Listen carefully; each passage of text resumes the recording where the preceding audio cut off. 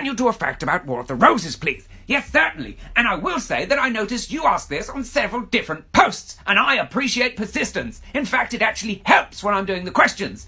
So take note, everybody. So, did you know that the Yorks and the Lancasters actually descended from the same family lineage? Did you know that neither side actually used a rose as its main symbol? Well, it seems a stupid name now, doesn't it?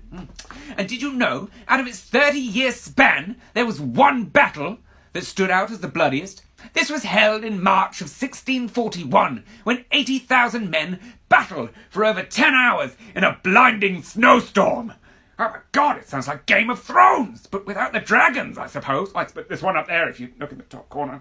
It's a Targaryen one. Super cool. Anyway, this battle was said to have killed over 40,000 men. That's a lot. Please can you make a video about Greek mythology?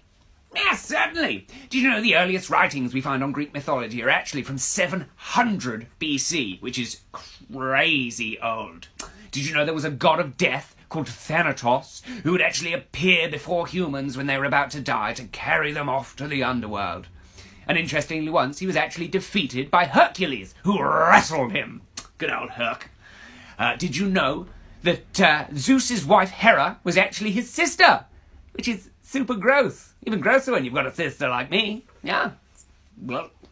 Oh, and did you know Zeus's daughter Athena was actually said to have just sprung from his head? Yeah, maybe the head of his... No, I can't say that, but you know what I mean. Yeah, that thing. Can you give me some cowboy facts? I sure can, partner.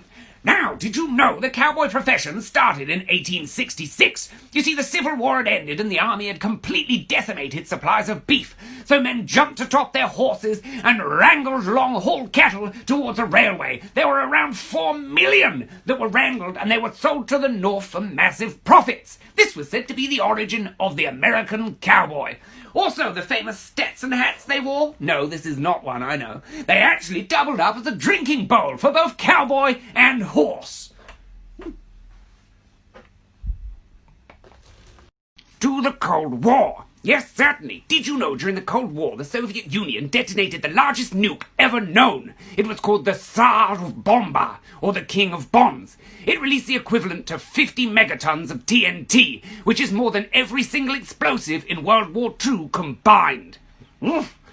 Did you know that CIA agents would secretly communicate by tying their shoelaces in different ways?